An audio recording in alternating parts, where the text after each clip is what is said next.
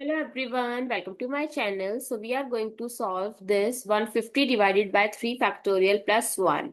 Many people fail to solve because they did not take the right approach. They divided 150 with 3, that is 50, and then simply add 1 and their answer is 51, which is a wrong answer and wrong approach. Yes. According to Padma's Bodmas rule, first we have given this factorial. First solve this. So this becomes 3 factorial is 3 times 2 times 1, which is equals to 6. Now rewrite the expression. So it's become 150 divided by 6 plus 1.